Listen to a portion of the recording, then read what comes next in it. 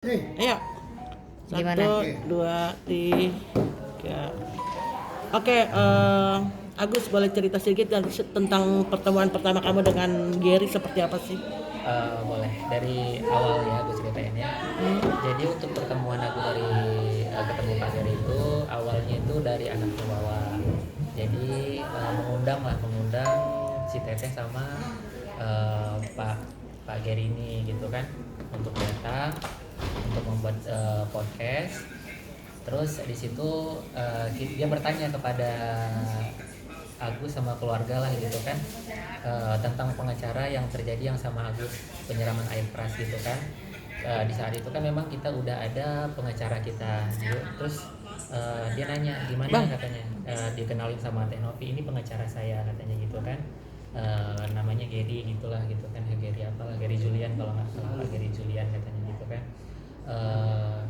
Jadi kita minta untuk salah satu atau keluarga meminta untuk dia jadi pengacara kita. Cuman di saat itu kita kan udah ada pengacara. Pak Gary nanya sama kita, Pak Gary nanya begini, udah ada pengacara? Oh udah kan, kita bilang gitu kan. Oh nggak bisa kalau udah ada pengacara katanya gitu. Gitu sih. Terus setelah itu berjalannya waktu Pak Gary ini terus apa namanya itu inilah komunikasi sama kita juga nih kan, terus komunikasi tentang ini, tentang mutasi, meminta mutasi. Terus di situ kita itu kan punya pengacara. Terus setiap kita dipanggil untuk ketemu ini kan kita kepengen juga didampingin pengacara juga gitu kan. Cuman sama si Teteh nggak boleh gitu. Kita tuh setiap mau pertemuan sama dia itu kita tuh nggak boleh bawa pengacara untuk mendampingin kita. Itu yang disampaikan sama Teteh, sama Pak Gary juga sama gitu kan. Nah setelah itu ada situasi kita boleh membawa kuasa hukum kita. Itu pun nggak tahu itu awalnya memang nggak boleh, tiba-tiba udah datang aja ke tempat waktu itu di rumah podcastnya Pak Denny. Nah di situ tuh dia datang, saya juga kok tiba-tiba boleh bawa pengacara, kan dari kemarin kita nggak boleh didampingin pengacara gitu kan. Nah setelah itu lanjut tentang mutasi juga, karena yang diarahkan mutasi terus ini kan, tentang mutasi ya. Disitulah keadaan Agus memang sakit juga ya, tahulah di situ memang keadaan Agus memang lagi dari mulai mental, fisik Agus tuh memang luar biasa berat lah, begitulah menurut Agus ya, karena tekanan itu membuat dari segitu dia mintain terus mutasi nih. Setelah itu kita berobatlah dibawalah ke namanya JC Center. Nah kita berobat. Nah terjadilah permintaan dari Teh Novi sama Pak Gary Julian ini untuk kita datang ke Pondok Indah. Nah di situ Pak Gary Julian ini menjanjikan untuk mau minta mutasi istri sama mutasi kakak, yang dibilangnya itu buat bagi-bagi warisan lah gitu kan. Terus udah itu doang sih yang diminta tuh, cuma 2 kakak sama punyanya istri mau dimutasi. Nah setelah itu terjadilah di situ dia disuruh istri Agus untuk mendaftarkan. Dia nelpon, udah daftar ke bank belum? Yaudah tunggu aja dulu di situ. Nah istri menunggu di situ. Terus kita nunggu makan di situ. Tidak lama dia datang, lumayan lah menunggu setengah jam lebih lah, itu lebih kurang kita nunggu di situ. Dia datang, dia daftarin langsung ternyata ke tellernya. Setelah didaftarin langsung ke tellernya, terus di situ ternyata bukan untuk melihat mutasi mencetak mutasi istri sama mencetak mutasi kakak Agus. Ternyata di situ untuk pemindahan uang donasi dari rekening Agus ke yayasan. Nah di saat itu Agus nggak tahu ya kondisi Agus itu, apakah ada orang di sekitar Agus atau istri ataupun keluarga Wawa yang dekat daerah Agus, nggak tahu lah nih. Agus kayak dibawa di tempat ngobrol sama dia, terus dia bilang sama Agus, Gus katanya, ini uang donasi Agus mau dipindahkan ke yayasan katanya katanya gitu, mau dibulatkan ke yayasan. Oh, Agus kaget kan? Kaget Agus di saat itu. Di dalam hati Agus, kok seperti ini? Agus gak terima lah gitu kan. Saking kan gak terimanya, Agus sampai bilang gini, ini kan nggak boleh, ini kan melanggar hukum. Aku bilang gitu, ini melanggar hukum, nggak boleh kayak gini kalau di dalam hukum ini. Aku bilang gitu. Nggak apa-apa Gus, nanti Agus dimonitoring nih, katanya dimonitoring untuk pengeluaran Agus semua dari yayasan, katanya begitu. Semua dari yayasan katanya gitu, nanti dibulatin aja katanya gitu. Kalau nggak salah itu di rekening Agus itu ada 1.008.000.000 sekian lah gitu kan. Nah setelah itu tiba-tiba kan dia nggak mengingatkan yang namanya itu mutasi dari rekeningnya anak Wawa, Miftah, itu apa namanya, Mbak Miftah gitu kan. Nah di situ tuh ternyata Mbak Miftah ini udah mengasih tahu ke Pak Geri ini sebelum pemindahan ini, udah lagi ini ngobrol lah untuk merayu Agus untuk memindahkan donasi itu kan.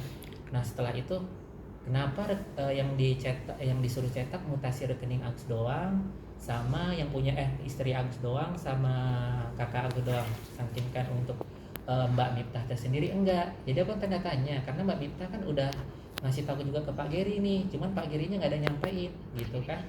Nah setelah itu Pak Geri ini mencoba untuk menelepon Teh Nopi. Nah di situ Teh Nopi langsung ngobrol sama Agus. Agus bilang, Teh maaf, aku bilang gitu, masih ada lagi itu untuk pembayaran ini, aku bilang gitu. Wah di situ dia marah-marah sama Agus tuh, si Teteh teleponan, nggak boleh lah katanya, kan itu buat biaya tempat Agus juga Teh, aku bilang gitu. Nggak boleh kayak gitu, harusnya dikasih tahu katanya gitu. Dia telepon marah-marah di situ kan, nggak baik itu, nggak boleh kayak gitu kata si Teteh kan. Itu namanya udah melanggar katanya begitu kan. Iya Teh, aku bilang minta maaf di situ, minta maaf terus nih kan, maaf Teh, aku bilang gitu. Kemarin katanya uangnya ada semua katanya, sekarang buat bayar hutang katanya begitu kan. Dia nelpon ke Agus sambil dia marah-marah. Agus ya kan Teh, itu juga buat tempat tinggal Agus, aku bilang gitu, bukan yang buat macam-macam, aku bilang gitu kan. Nah nggak sempat itu tiba-tiba terus telepon mati gitu pas kita lagi dia marah-marah. Nah di situ juga rasa takut Agus tuh kan semakin ini juga, karena kan dari awal kan memang dari statement dia udah membuat intimidasi gitulah gitu kan ke keluarga Agus, ke Agus dan ke istri Agus gitu kan. Nah setelah Agus pikir-pikir, daripada jadi masalah nih, ya udah dah, aku bilang di dalam hati Agus, ya udahlah, mau gimana lagi, saking kan Agus kan nggak ada yang mendampingin juga, nggak ada yang kuat juga. Kalau nanti Agus juga nanti nggak menyerahkan uang ini, ya mau gimana lagi, ya udah. Nah di situ teruslah ke tellernya itu, dibawalah Agus ke teller yang waktu pemindahan itu. Nah di situ kalau nggak salah Agus tellernya itu cewek atau cowok ya, itu lupa si Agus lah. Terus dia menjelaskan juga ini dana donasi Agus akan dipindahkan ke yayasan, seperti itulah tellernya berbicara kan. Terus terus dari Pak Gerinya tersendiri kayak ada, maksudnya aku juga lupa sih, kayak ngajarkan ya udah terus itu gimana, ya udah gitu, ya udah mau gimana lagi kan, ya udahlah, ya udah nggak apa-apa, aku bilang gitu. Ya udah di situ cap jempol, tanda tangan juga. Nah setelah udah pemindahan itu, di situ ada saksi istri juga di situ, Pak Geri, istri Agus sama teller. Nah setelah itu seingat Agus ya, seingat Agus tuh di situ ada istri Agus nggak tahu Agus ada apakah ada Wawa, karena kan Wawa juga ikut sama keluarganya Wawa di situ. Nah setelah itu kita diajaklah ke tempat minum, di situ minum, iya kafe. Terus udah diajak minum, tiba-tiba kan kita ngobrol yang tentang masalah mutasi juga inilah gitu kan. Setelah itu ayah Agus ini dibawa. Agus nggak tahu, katanya Gus pinjem abahnya dulu ya, mau ngajaknya merokok. Ternyata ayah Agus tuh diajak podcast untuk menyetujui kalau uang donasi Agus itu diserahkan ke yayasan. Nah di saat itu Agus kan nyariin abah kemana. Nah saat itu pas di situ, ternyata lagi diwawancarain abah Agus tuh. Agus kan takut, wah ini pasti karena udah tahu Agus tuh bakalan ke situ larinya. Di saat itu juga aku kan ada di tangga, kalau nggak salah aku tuh berada di tangga, Agus nangis-nangis, jangan sampai eh, dia mewawancarain Abah Agus kan nggak tahu apa-apa gitu di saat itu, karena dia juga masih baru juga lah gitu kan. Ya ditanya seperti itu ya setuju-setuju aja, karena pemikiran ayah Agus itu kan nggak ada pemikiran yang negatif ataupun gimana-gimana. Jadi seperti itulah cerita Agus dari perkenalan dari Pak Geri ke Agus gitu sih. Ada mau nanya? Pak Agus, itu timeline yang diceritakan itu waktu atau tanggalnya masih ingat nggak, sesuai yang diceritain di podcast Bang Densu juga kah, atau ini beda lagi dengan yang diceritain di Bang Densu? Yang di podcast Agus sama Wawa itu Yang tadi Pak Agus ceritain semuanya. itu beda, karena kan perbedaan itu karena kan kita kan ngejaga juga yang namanya teteh ini tadi, kita kan nggak mau juga menceritakan semua hal gitu. Cuman ada satu Agus ceritakan ke Pak Denny waktu di podcastnya Pak Denny, cuman itu Agus nggak berani ngomong gede sih. Agus kan itu uang yang 1 M itu udah Agus tadi Pak Geri. Nah begitulah Agus ngomongnya ke Pak Denny pas waktu di podcast, mungkin di podcastnya potong kali ya. Agus juga seingatnya begitu sih. Terus aku bilang udah nggak apa-apa kata Pak Denny gitu.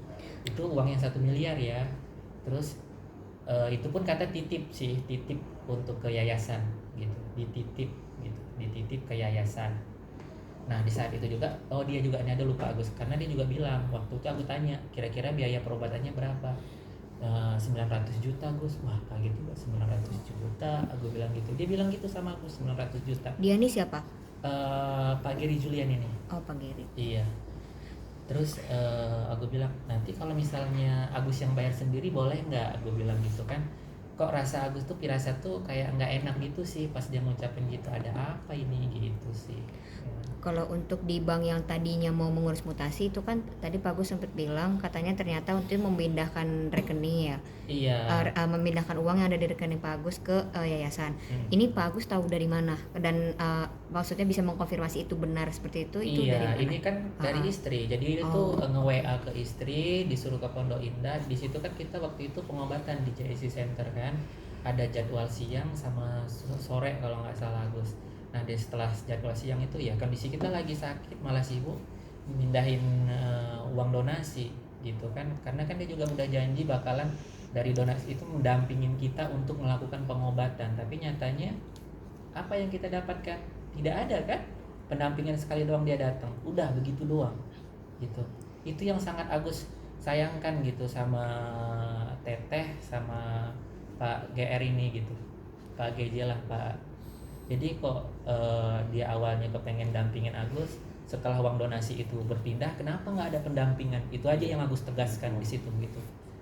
Kenapa seperti itu gitu. Dari situ juga udah perbedaan tuh. Nah habis setelah dari Pondok Indah itu kita dipanggil lah ke podcast Densu lagi untuk mengkonfirmasi, untuk kita meminta maaf lah situ, maksudnya apa namanya itu ya di situ kita maksudnya menyelesaikan masalah lah di tempat terjadi, karena kan permasalahan pertama minta maaf terjadi pertama itu kan nggak berhasil di rumahnya Tenopi. Akhirnya kita ke Pak Denny lah itu di setelah pemindahan itu. Nah di tempat Pak Denny itu kita udah clear semuanya. Memang kita nggak sepenuhnya, kita kan maksudnya lebih menjaga lah, maksudnya ke teteh kita juga nggak mau gimana ke tetehnya gitu kan. Terus setelah itu Pak Denny tersendiri bilang gitu kan, kalau nanti uangnya katanya enggak kembali sama Agus katanya gitu, enggak dikasih sama saya yang menggantikannya, begitu kata Pak Denny kan. Nah terus di situ Pak Denny juga pesan itu, setelah ini jangan lagi bersosmed katanya gitu, ke Tenopi juga jangan maksudnya menggiring opini lagi untuk keluarga kita, jaga nama baiknya gitu. Nah pulang dari situ kita dihajar lagi habis-habisan dengan menaikkan statement-statement dari apa namanya itu, dari netizen yang mendukung dia lah begitu kan, dari netizen yang ngomong-ngomong jelek-jelek dinaikin sama Tenopi untuk ke statusnya dia. Di situ kita dipulang itu hujatan itu luar biasa, bukannya makin ini makin parah gitu kan, makin parah terus tuh hujatannya. Di situ mental Agus habis-habisan dihajar istri Agus nangis, orang tua Agus, keluarga Wawa juga sama. Nah disitulah Agus di saat memang benar-benar drop banget itu, nah datanglah ditakdirkan sama Allah, datanglah Pak Farhat ke situ gitu. Itu sih untuk ngebantuin Agus gitu. Oke, Agus, dengan kabar bahwa Nopi tidak lagi mengurus yayasan, gimana buat Agus? Ya Agus nggak tahu ya kenapa seorang teteh tiba-tiba mengundurkan diri. Agus nggak tahu ini apakah sebuah bukan. ini lagi Iya, sama untuk sekali nggak perdamaian untuk menunda-nunda, nggak tahu juga. Karena Agus merasa sedih gitu ya untuk di saat ini. Kenapa Agus merasa sedih gitu ya? Di saat ini Agus sedang sakit seperti ini, kenapa dia harus kayak ngasih kabarnya ke Pak Geri? Bukannya Agus nggak mau, karena Agus nggak mau nih nanti takutnya Agus hubungin ke Pak Geri ataupun ke Teteh, kita mau untuk ini, takutnya nanti kita salah dikit dimasukin ke status. Agus kepengen tuh coba gitu, jangan nge-WA doang habis itu bersurat. Yang Agus harapkan tuh tindakan gitu. Karena bukan apa, Agus kan melakukan itu untuk menghindari takutnya terjadi nanti kesalahan-kesalahan yang di awal lagi gitu. Kalau misalnya dia datang nih, Gus seperti ini nih, seperti ini gitu, kan aku juga enak gitu kan. Jadi supaya ada itu kita saling berkoordinasi, itu yang Agus harapkan gitu. Terus di situ juga kan Agus denger nih Pak Geri bilang tuh, Pak Geri Julian tuh kan ada 5 bon pembayaran, ada 2 yang nggak tercover. Jadi waktu itu kan kita memang disisakan ada 300 juta untuk kebutuhan untuk sehari-hari sebelum diserahkan ke podcastnya Densu nih ya. Terus setelah itu ya kita bayarlah pakai itu dulu, nanti diganti sama ini gitu kan. Nah setelah di podcastnya Densu kita titipkan lagi tuh ke Tenopi, kan ditanya Pak Densu itu yang 300 juta mau diapain gitu kan. Yaudah mau diserahkan aja, mau dititipkan aja ke yayasan gitu kan, kata istri Agus kalau nggak salah, apa diserahkan nggak tahu lah gitu kan, seingat Agus intinya begitulah. Nah setelah itu uang itu kita serahkan lagi ke Tenopi yang 300 juta, otomatis yang nggak ke cover itu kan pakai uang pribadi, benar nggak? Nggak ke cover itu kita pakai uang pribadi, ya udah di situ dia nggak ada untuk niat untuk menggantikan kedua bon itu aja sih gitu. Terus itu juga untuk pembayarannya dia bilang ini udah di ini belum, udah dibayar belum ini yang ini. Dia yang kita yang udah ngasih bon, kenapa dia ya harusnya kita kasih bon langsung dong gitu kan, dia juga begitu, jangan ditunda-tunda. Giliran kita aja dibuatnya di situ hari itu dia minta, di situ juga harus terjadi seperti itu. Kenapa yang kitanya aja yang seperti itu nggak mau melakukan hal seperti itu? Kenapa? Karena kita juga merasa sama lah nanti gilanya juga sama mereka gitu, maka kita nggak mau seperti itu, gitu aja sih gitu. Oke, langkah ke depan untuk Geri seperti Agus seperti apa? Ya Agus sangat menyayangkan aja lah gitu atas Pak Geri gitu aja sih. Kenapa gue bilang gitu? Kan memang Pak Geri kan udah janji kalau uang itu dititipkan. Tapi kenapa permasalahannya sekarang menjadi rumit ketika Agus membutuhkan uang itu aja gitu sih. Harapan Agus ya obatin gitu. Sampai sekarang nih mana gitu yang janjinya mau monitoring untuk pengobatan Agus. Untuk apa kalau cuma bersurat-surat doang? Untuk apa cuma di media doang?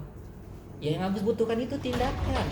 Depositkan kan bisa kalau misalnya kan, karena banyak cara gitu untuk melakukan hal seperti itu gitu. Banyak cara. Misalnya bisa depositkan di rumah sakit, Gus, udah saya depositkan ini, kamu berobat ya. Ini bersurat. Apa dengan surat-surat itu Agus bisa berobat? Itu aja. Ya Agus sangat menyayangkan gitu. Itu yang Agus rasakan itu sebuah penyesalan lah begitu. Kenapa saat sini menggiring seperti ini, netizen menggiring seperti ini, donatur. Aduh, kadang-kadang lelah juga dengan kehidupan seperti ini. Kenapa gitu? Kenapa harus menggiring untuk menggiring donatur benci sama Agus gitu? Itu aja sih gitu. Kenapa harus terjadi penggiringan itu? Saking kan donatur nyerang ke Agus, jelek-jelekin Agus. Padahal uangnya nggak ada Agus pakai. Uangnya itu sudah ada di yayasan semua. Memang Agus nggak punya moral. Agus karena nggak ketidaktahuan Agus itu. Kalau Agus tahu kan nggak mungkin Agus melakukan hal seperti itu. Kalau ada pengarahan dari awal, mungkin kan Agus melakukan hal seperti itu. Emang yang Agus kerjakan salah. Sekarang begini, Agus memberikan ke Wawa itu kan untuk niat Agus untuk tempat tinggal Agus bakalan lama di sini. Karena yang ngerawat Agus itu ada Wawa, ada anak-anaknya juga. Aku ngerasa ya udahlah gitu. Ini kan untuk kesehatan Agus juga gitu. Itu aja yang Agus sangat sayangkan. Untuk Pak Geri, harapan Agus seperti itu. Pak Geri sendiri yang berjanji sama Agus itu dititipkan. Tapi malah dibuat Agus ini mata Agus sampai ketutup. Gitu. Sedih loh aku rasanya begitu.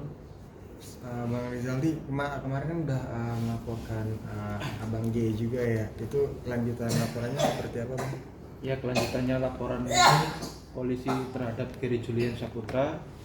Kita kemarin sudah diperiksa sebagai pelapor dari kantor hukum Dr. A.M. Farhad Abbas SHMH dan rekan, dan selanjutnya pemeriksaan kepada Agus dan istrinya sebagai korban, Agusnya, dan Emi Nurmala sebagai saksi di Polda Metro Jaya atas dugaan tindak pidana penipuan yang dimana Geri telah menipu Agus, dimana nanti uang tersebut akan dikembalikan, tapi nyatanya setelah uang itu dititipkan kepada yayasan, uang tersebut gak dikembalikan, Agus ditelantarkan, gak diperobatkan gitu. Berarti masih tahap penyidik ya? Masih tahap penyelidikan. Gitu. Kalau untuk penjadwalannya pemeriksaan dari Elmi ya? Iya, pemeriksaan untuk Agus setelah libur Natal tuh. Oh, oke. Tanggal 27. Gitu. Bersama istri. Iya, bersama istri tanggal 27. Oke, lalu gimana Agus persiapannya nanti menjelang pemeriksaan? Ya siap Agus jelang pemeriksaan. Ya kita siap, kuasa hukum Bang Yasin, Mbak Marlina sebagai kuasa hukum untuk mendampingi Agus dan Mbak Emi di Polda Metro Jaya pemeriksaan. Oke, Bang Yasin mungkin apa sih rencana untuk pembelaan Agus sendiri? Kalau untuk pembelaan Agus ini ya hal yang biasa aja lah, kita cuma karena kita pelapor kan kita nating tulus saja ya, yang cuma menyampaikan apa yang Agus alami, apa yang Agus dengar, terus kemudian nilai-nilai kerugian. Tetapi ada yang mau kita sikapi dari pihaknya si Geri ya, dia kan ini mengaku-ngaku pengacara, diaku-aku juga kemudian juga dibilang dia pengacara juga dia diam aja. Dia ini juga orang yang baru aja semester berapa sih? Semester 3 masih maba. Semester 3 gitu. Iya. Masih dia mahasiswa sebagai baru pengacara. gitu loh. Jangan ngaku-ngaku pengacara. Dan nggak boleh bicara atau melakukan draft-draft apa kemudian mengangkat dirinya sebagai seolah-olah dirinya seorang advokat, itu nggak boleh, melanggar. Nah kemudian terhadap yang kita laporkan di Polda Metro Jaya ini kan unsurnya kalau menurut kami, laporan diterima di kantor polisi itu karena sudah ada unsur pemula yang sudah ditemukan oleh Serse yang pada saat itu piket ya, dan itu bukan main-main penipuan di situ. Makanya karena ada bujuk rayu, terus kemudian dari si Geri katanya ini dititip. Kalau memang dititip, barang atau uang yang dititip itu ketika diminta harus dikembalikan. Kalau dia tidak dikembalikan, nanti unsurnya nambah lagi jadi penggelapan. Gitu. Kalau misalnya kalau kita udah bicara ke sana kemari. Kemarin juga yang waktu sibuk di yang Novi pergi itu dia kan salah satunya ulahnya Geri juga gitu. Kita semua kena prank. Seperti itu. Ya harapannya Geri kamu insaf lah. Yang kamu sedang zolim ini orang yang buta. Kalau Agus nih buta bawaan, itu mungkin sebetulnya ngelihat seperti kita, tapi kalau beliau ini dibutakan, otak akal pikiranmu harus bekerja sebagai manusia gitu loh. Dia ini ya manusia, dia punya anak istri. Uang itu mungkin nggak berarti buat kamu, buat Agus sangat berarti, buat keluarga Agus sangat berarti. Dan uang itu bukan uang kamu, Uang Agus. itu uang Agus gitu loh. Jadi kalau mau punya duit ya kerja, jangan melakukan seperti ini, zolim sama si keluarga Agus gitu. Jangan mimpi gitu. Kalau mau kerja, ya selesaikan aja dulu mahasiswamu, baru nanti ngaku-ngaku pengacara. Kita tunggu nanti di Polda Metro ya, biar kamu tahu artinya mendekam di penjara. Oke, makasih Bang.